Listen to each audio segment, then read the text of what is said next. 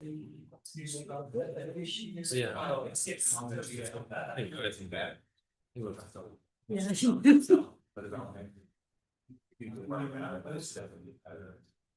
say, except for that. All of us starting. You guys notice that we just got off. All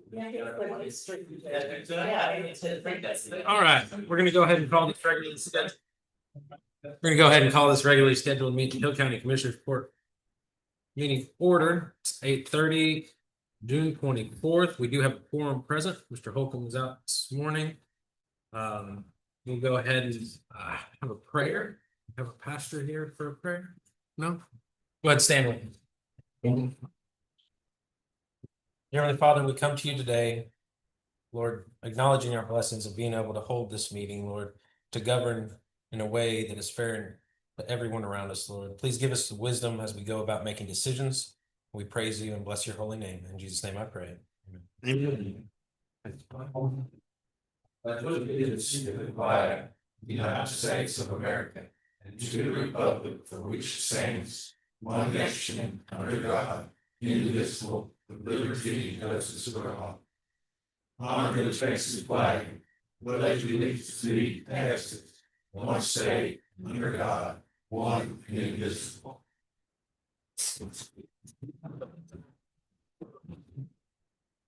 Well, how are we this morning, Mister? I'm here,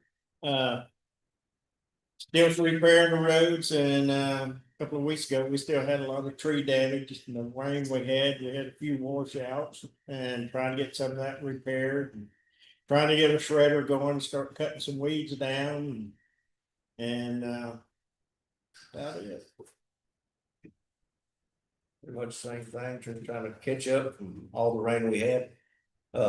Trying to shred roads and patch holes and just playing catch up like always. Just be careful, choppers are in town. Yeah, it's true.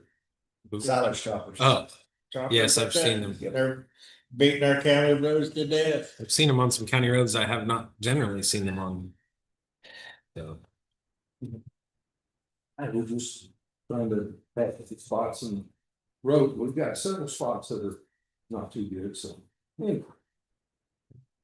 Slowly getting around and not fast enough.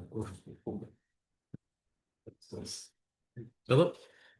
We got all the MDTs from the sheriff's office deployed. We got some more, we got 4 more on order for the constables. They haven't been delivered yet. We had a Stillman upgrade this past Sunday evening. Siren Technologies is one we're going to start with for quarterly update, quarterly patch schedule, if you will, upgrade schedule. So I think it's going to be, good for us to at least, as far as anything, current patches and stuff in the software. So what we got going on right now. Miss Susan? I think we're working on payroll, got our insurance bids in, we're trying to get some unclaimed funds at the door by June 30th. And anyway, I don't know, but answer all the questions on a FEMA grant that we filed for in 22. We've only sent them the information. Every time they change personnel, we have to start sending our information again. So we got a new group. We're trying to get Jamley's money. I don't know if it'll ever get there or not. They're about to wear us out. I think that's what they want to do, is just wear us out. Derek? All around smooth, good. Just got problems with them this week, with a lot of personnel moving around. Other than that, we'll maintenance around the office and call volume's about the same, so far so good. Constables. JP3 Willie skilling the past year last time day. Yes, sir. It's good. I was So. If we could keep Judge Skilling in your prayers as she goes through that time, it's gonna be very difficult for her. No? Yeah.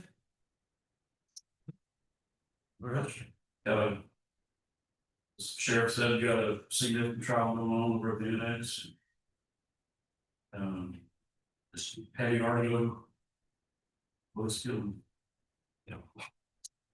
That's kind of been I guess the focus of the last day or so was Judge Skilling and her family, Willie. I did get some from my office. The Loud trial was complimented by multiple people as far as security and safety. It wasn't the optimum location to have said trial, but a lot of people were saying how comfortable they were with the security, how professional everybody was. So shout out to the sheriff's office and the jail for that. We'll go ahead and move to open forum. I know we have a couple things for open forum this morning. Who would like to go first?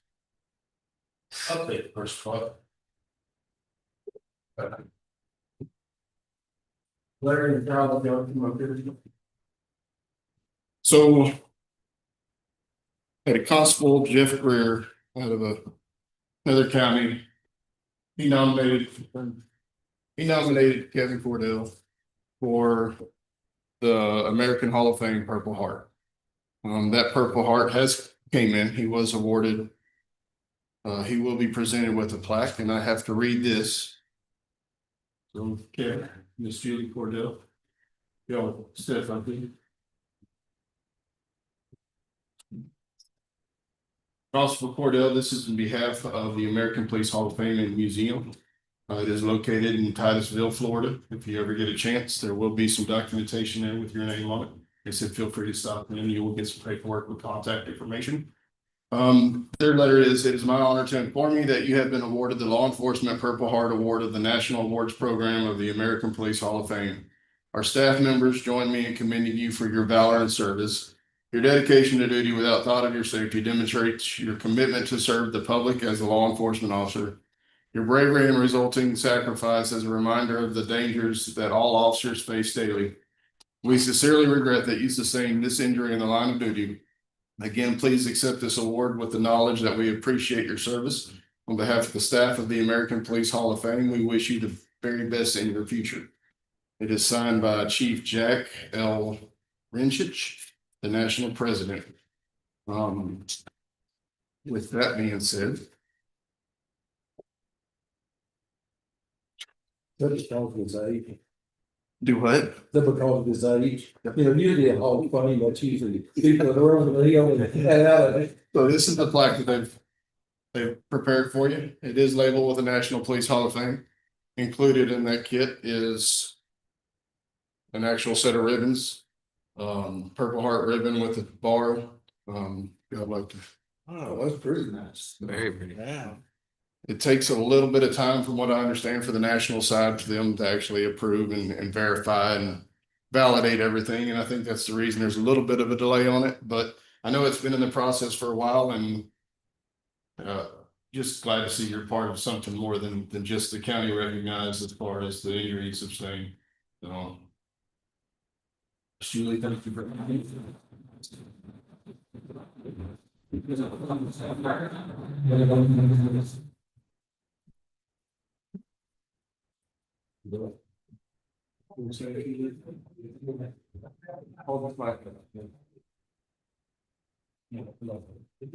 No wonder he was dressed up. I just hope we didn't give a speech, we'll leave it, won't it? No, he's also stuff. Second of all, I want to thank Constable Matt Wisely and Sergeant Johnson of Johnson County coming up. Kevin's wife is now working for Matt Wiley's office, and so I was able to call him and coordinate the last minute planning here. So Awesome. I do appreciate you guys coming. Thank you very much. All right. Anybody else here for open forum this morning? Yes, sir. Come on up and identify yourself for the court, please, sir. My name is Clint Howard. Live at 257 Oak Ridge Loop. Who's Jim Holcomb? See here? No, No, sir. Out here. Great. So I talked to you on the phone the other day. Yes, sir. Man, we gotta do something out there. So in open forum, I need you to describe, nobody knows the Okay, I'm conversation we sorry. had on the phone. I'm sorry. I'm County Road 1248. Narrow road, totally gone, full of holes, down to powder. No speed limits, no stop signs, it's the Wild West. We can't even breathe because of the dust. My house faces the road, it's not very far off the road. I'm one of the only houses that's that close to the road. I literally have to take my clothes out of the closet and shake them out to get the dust out of them, put them on each morning. And I pay $5,000 a year in taxes, I ought to be able to get a road, something done. And I'm not just bitching. I mean, I've come with solutions. I've tried to come up with different plans that would work, but it's like it falls on deaf ears. I'm trying to figure out what we can do. I mean, we got to be able to do something. You know, I understand about paying $5,000 in taxes. We get 9%. 8%. 8% of that $5,000 divided 4 ways. So where's the money going in? Well, it's sheriff department, all department heads, and He's probably talking about 5,000 school taxes and everything. Not just county taxes. Okay, so my survey shows I own half the road. Can I fix it? So in open forum, we're not generally able to discuss back and forth. Okay, It's a time for you to air your grievance or praise. We take those too. sure. Um, I but know it's a- y'all have a tough job, Yeah. I get it. I'm not So- trying to. So as far as being able to come up with a solution right now, it's probably not going to happen. I know we've been working on your phone call with the county attorney talking about different options that we had discussed on the phone, speed limit signs, speed bumps, all of those things. Each one of those comes with liability and risk. In addition to just leaving alone comes with liability and risk, right? So those are being discussed. But as far as us discussing this and coming up with a solution this morning, I'm not asking for we a solution can't this do that morning. I in just, open forum. you know, it's 8-year problem. Yeah. Yes. Yeah. 1248, is that off of 1240? 1248, sir. 1248. Yeah, is that off of 1240? What is the road that runs past Bethlehem Cemetery? That's 12, I 1245. think 1235 or 45. yeah. And then 1240 is the one that tees into. And then that's the little dog leg you make. 1240 is the one that runs by the school from 9:30. Yeah. Okay, so 1240, and they said that they were supposed to be widening it, repaving it, doing all this good stuff the day after school started. And of course, that road's still as dangerous as it ever was. They were working on it yesterday. For that. Yeah, 1245 is my road. Okay, They just passed speed limit for post 40. Yeah. that's going to what, mile per hour? 35. Yeah. Well, I've begged, I've pleaded, I've done everything I know to do, and I just can't, without taking it into my own hands, I don't know what else to do. I mean, I'm frustrated because I shouldn't have to live like this. I agree. So, anyway, Thank you, sir. Thank you. appreciate it. Anybody else here for open forum this morning? Raise Lee.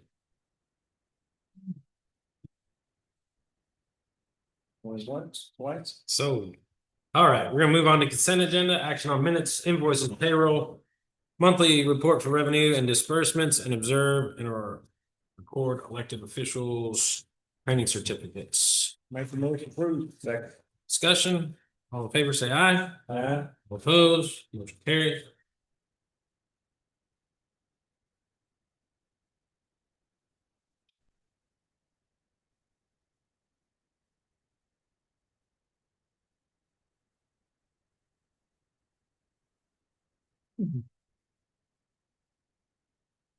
If you know the fly.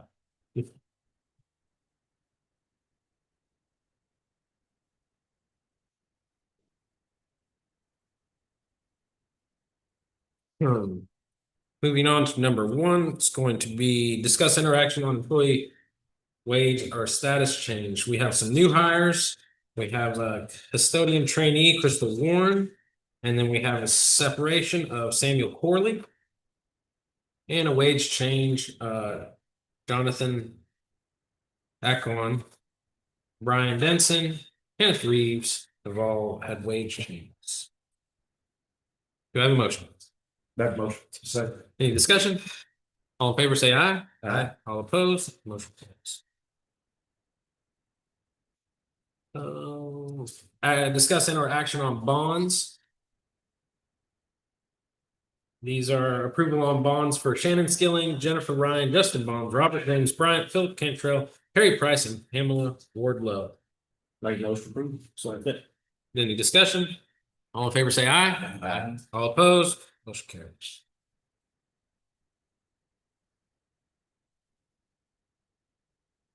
All right. Number 3, presentation of FY 2024 audit report.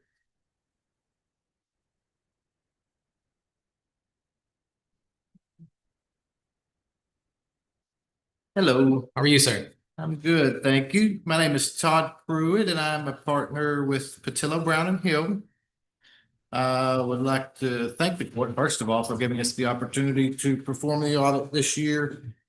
And I'd like to give special thanks to Susan and all the staff at the county that helped us get everything that we needed in order to complete this audit by the deadline, which was June 30th. That's not the easiest thing to do in the world when I think we finished the 23 audit in April, maybe. So that's an undertaking to get the 24 one done in a timely manner by the end of June. And she really did a great job of getting us everything we needed in order to do our audit and help the county meet their deadline.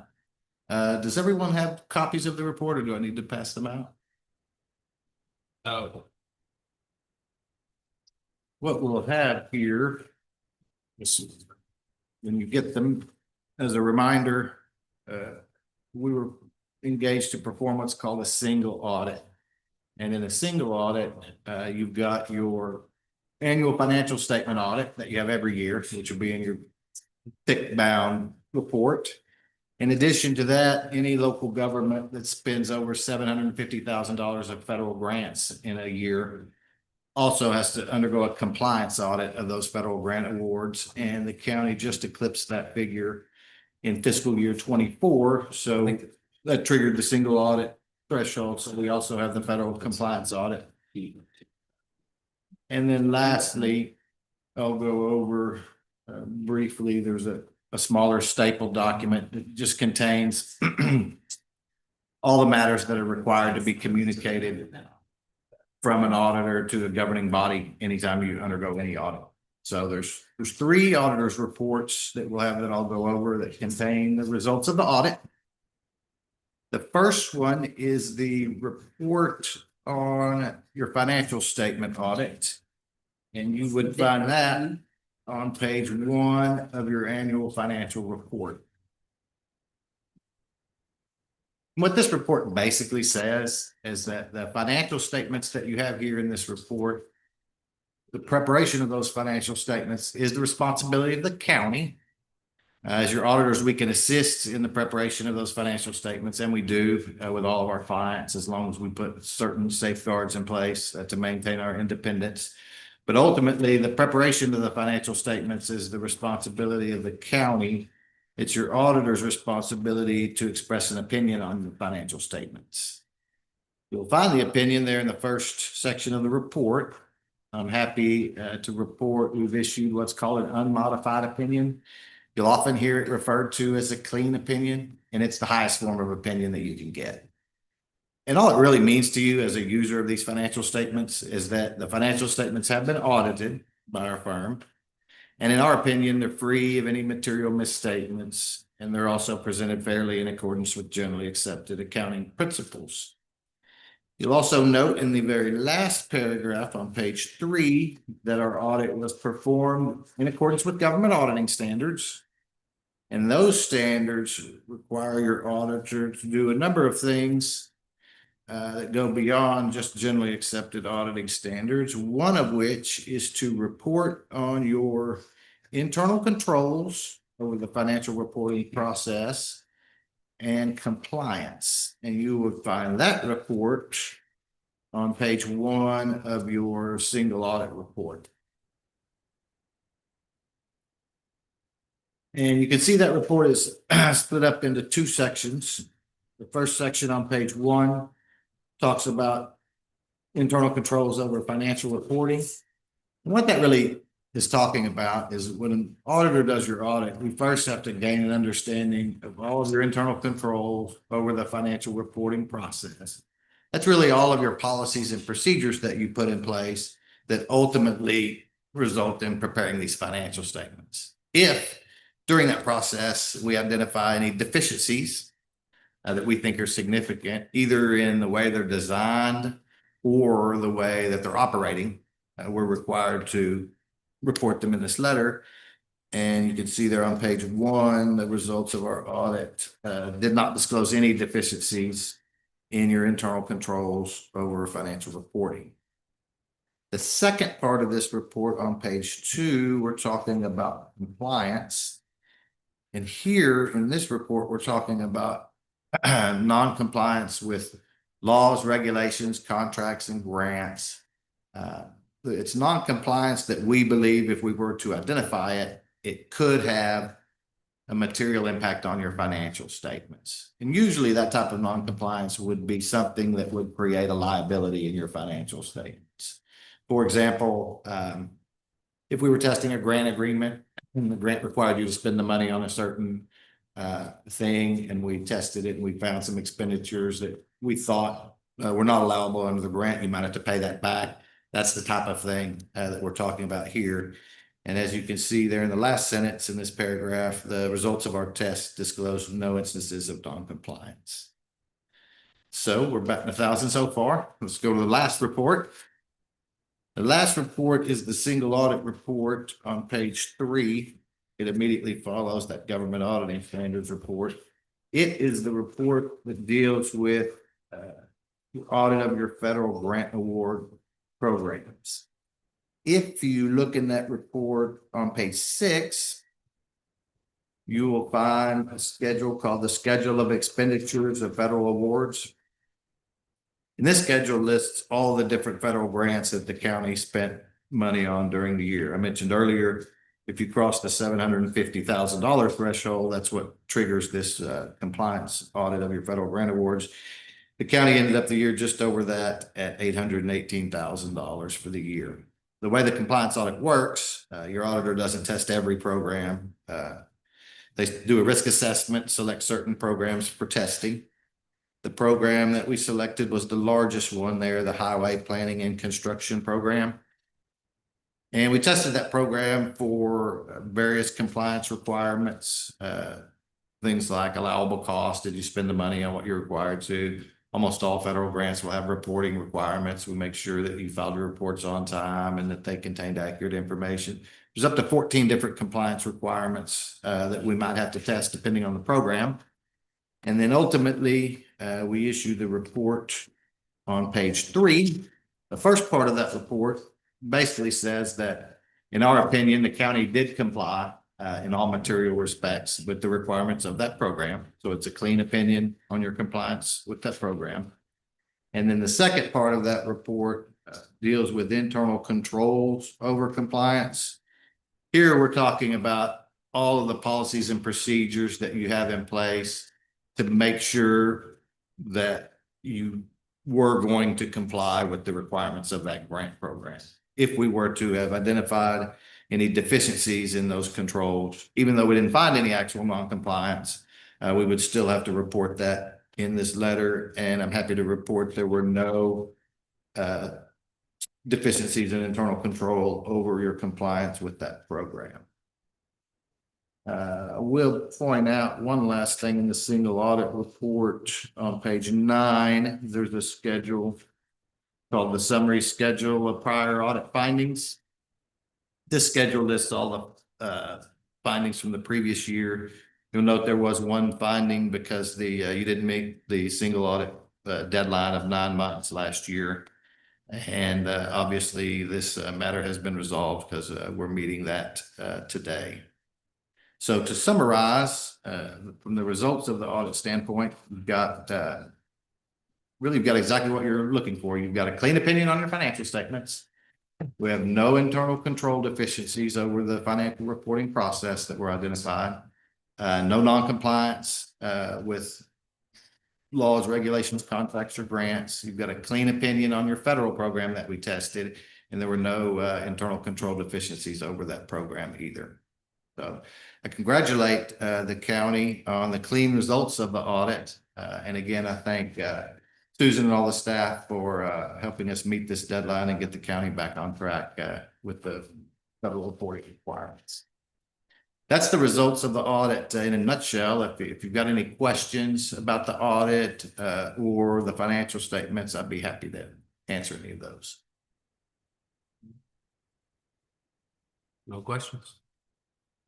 Thank you very much, sir. Thank you. Thank you. Need a motion to approve. Number 4, observing a report, the FY 24 audit report from Tillow Brown Hill. Do we have a motion? Second. A motion is second. Any discussion? All in favor, say aye. Aye. All opposed? Motion carries.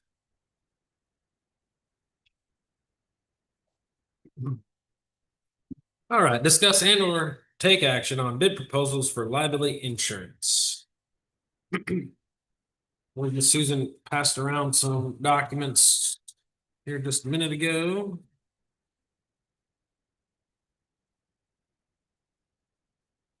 Yes, we did work with one other vendor, but they sent a report of no bid. I think they got on it a little late. We had our advertisement out in ample time, but I guess they started the process late and didn't have time to put together a bid. It was Farmers. I think I gave y'all a copy. It's here on the left. I don't remember the name.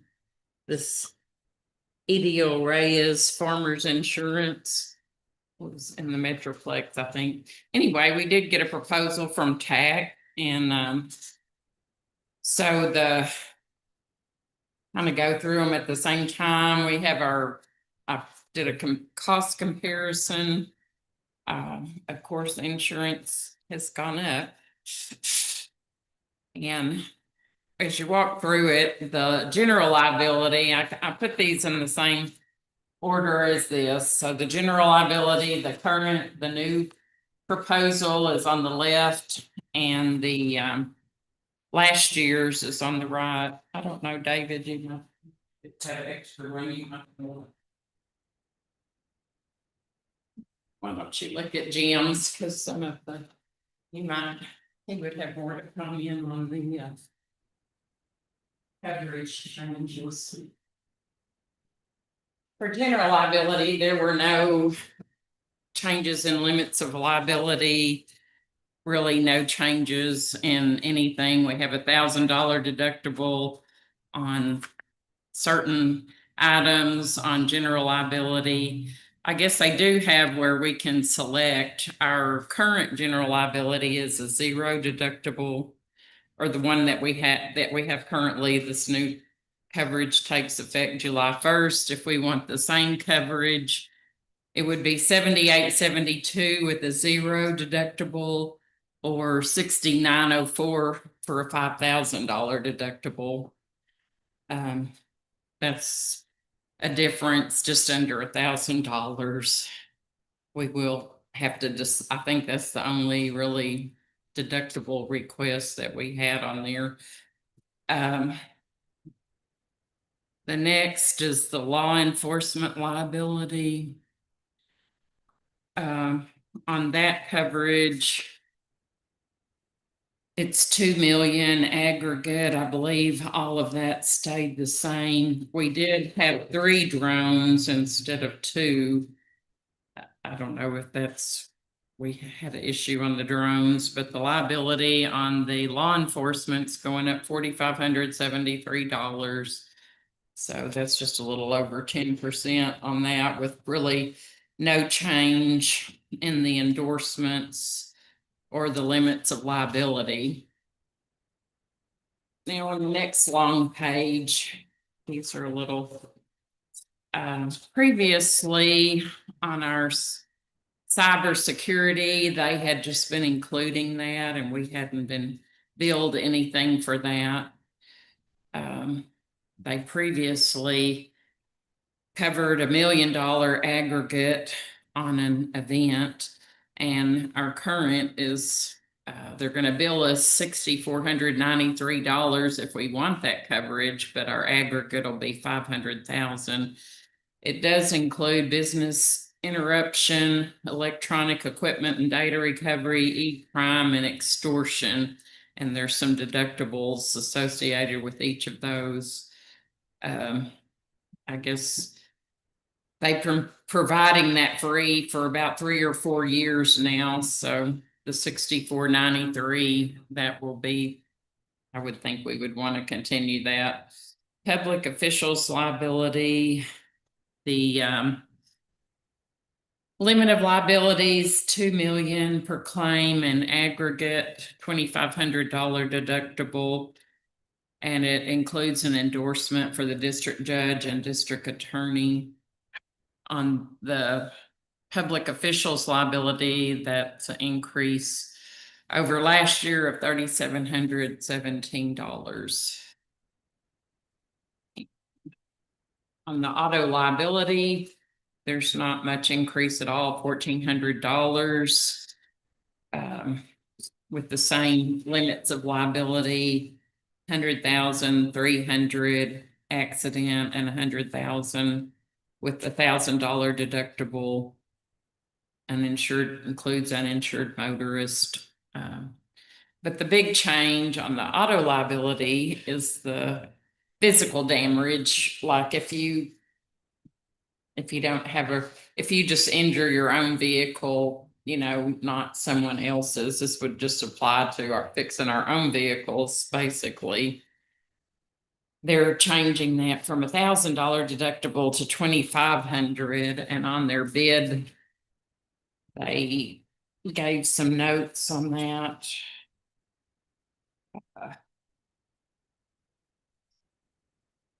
This is a different order. Effective July 1 of 25. They said comparing our loss history, it was an underwriting decision to increase the deductible from 1,000 to 25. And we're no longer, $1,000 deductible is no longer an option on that type of coverage. That is, that's the biggest increase, 10,127. But plus an increase in our deductibles. So we're going to have to budget some additional money for repairs, I feel sure. And then finally on the property coverage.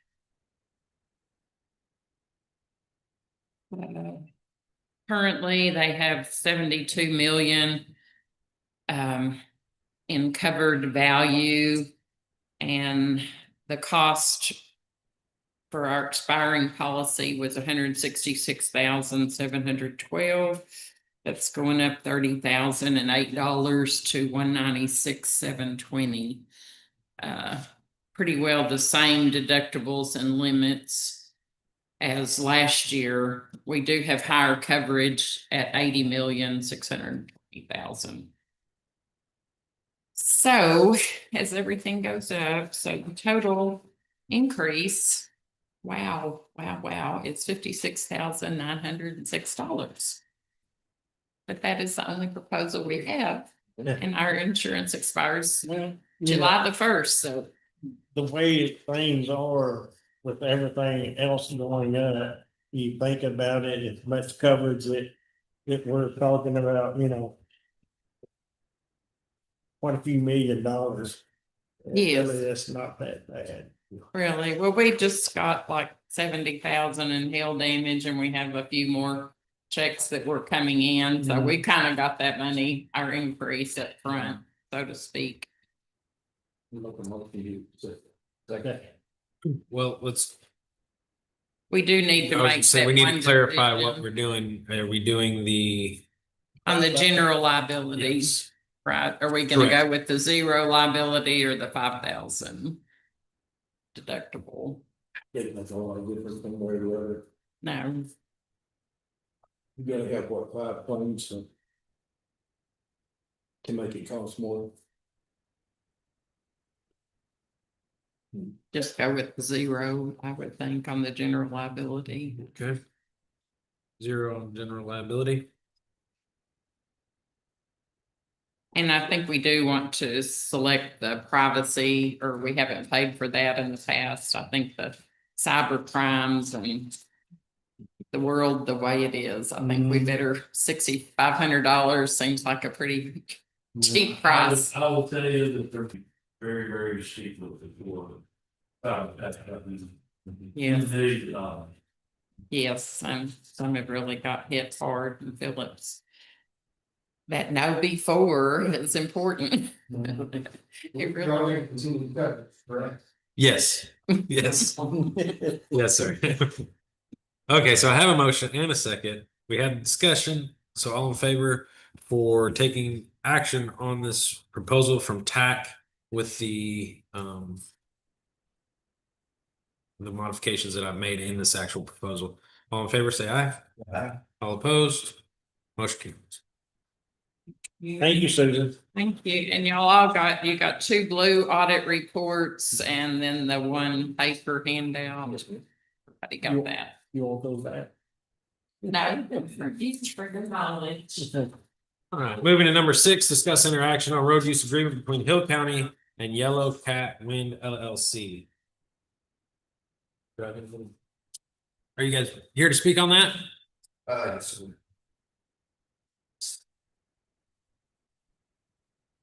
Yes, sir. You got Connor Wilkinson with RWE, just presenting the road use agreement that we've been negotiating with Mr. Holcomb over the last couple of weeks. It's just a roughly 2.5 mile stretch across, I believe it's 3418, 4240, and then part of 4260 as well. That pure Scotty. Martin's. It is. Well, I think there's a little bit over in, Rivera County, right? Yes, sir. So this is the very western edge of our project facilities. Majority of the project is going to land within Rivera County, and then another portion in southern Ellis County as well. Thank you, sir. Well, I don't believe this is the big one. This is not the 100 acre. I don't believe increasing 4 and 3, right? No, so there's only within Hill County, there's only going to be 3 turbines coming off of these access roads. Well, we got turbines coming in. Oh, more turbines. From another company. Oh, really? Yeah, so. Have you reviewed this? No. we've gone back. I recommend approve. Recommended approval from county attorney. Any just have a motion? Motion Second. and a second. Any discussion? All in favor, say aye. All opposed, motion carries. Thank you, gentlemen. Thank you, gentlemen. Y'all want to hit up the documents before you leave? Oh, yes, sir. Always gonna keep that.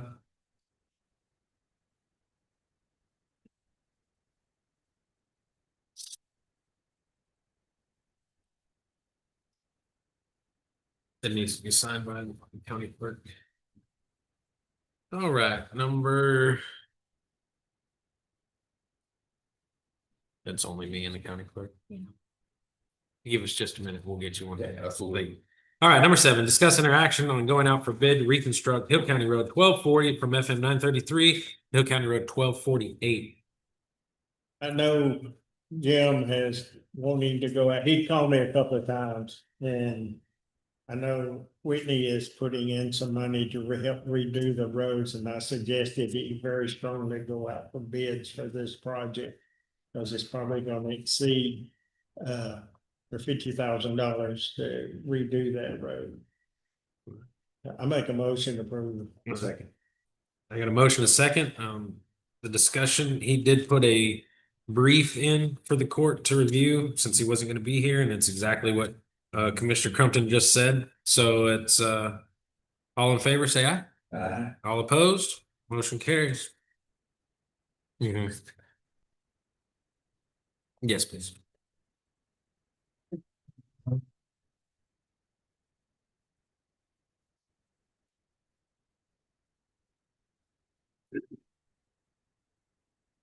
All right. Number 8, discuss interaction on service agreement between Hill County Sheriff's Office and TransUnion for TLO database usage. Sheriff? Morning, Judge, gentlemen. So, the current contract, or I guess it's not really a contract, that LexisNexis, I don't believe. That we're under, had us grandfathered for a while at the cost of roughly about $150 a month. This is how we look up individuals in databases that we're doing investigations and different things like that. All of a sudden, we get a bill for almost double that. And we kind of started asking questions, and I don't guess they're going to consider us grandfathered anymore, and now going to charge us the price that they're charging new customers. So we got to looking around and realized that TLO offers the same services at a better rate and a little bit better actual program that they offer. Most people are using TLO at the moment. Roughly, it's going to be about $130 a month, which is going to be about $20 to $30 a month cheaper than what we would pay for LexisNexis at the new current rate that they're charging. So saving about $20 or $30. Just requesting that we go away from LexisNexis and go to TLO. Have a motion? I have a second. I did forgot to mention, the county attorney did look over everything and everything was okay. There was a note in your brief that says he looked at it and the date. I love it. Yeah, sorry about that. Looks great. Appreciate it. Have a motion, a second. All in favor, say aye. Yeah. All opposed, motion carried. All right. Number 9, discuss and or action setting a public hearing to cancel the entirety of the M Mata subdivision in Hill County. The M Mata subdivision seems to be very old. Is that correct? 1896. So this is in Mr. Hawkins' precinct. He was contacted by Black Land Surveying out of West. They wanted to cancel a road that is included in this subdivision. I looked at the deeds of the property owners that encompass, I think there's probably only 2 or 3 of them. And this is all of this property is now encompassed in meets and bounds descriptions in their deeds. Their deeds reference the subdivision, but that's not how the actual transfers were made description wise. So I just thought it'd be easier to just cancel the entire subdivision. Again, it was filed in 1896 and they're not using those descriptors anymore. So we have to publish it 3 consecutive weeks. We're supposed to have an application from a property owner to cancel subdivision. I'm going to consider that letter by Black Lands their application. Okay. I'll make a motion. I have a motion. The motion is to Set up. publish notice of a public hearing, and I suggest that be on July 22nd, because we're not gonna be able to get it in this Thursday's paper, so 3 consecutive weeks after that, the next meeting is July 22nd. That will be the day of budget hearings. I don't think we're gonna get anybody to. No. Statute also says that the tax assessor collector has to send notice to each of the affected property owners of the public hearing as well. So do you want us to get a hold of Ms. I'll do Hightower? You got it. Okay. All right. So I have a motion, a second. Any more discussion? All in favor, say aye. Aye. All opposed? Motion carries. It's like Brandon, there's still all those lots. Brandon.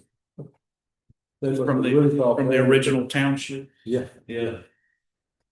All right, we're gonna go ahead and move to number 10.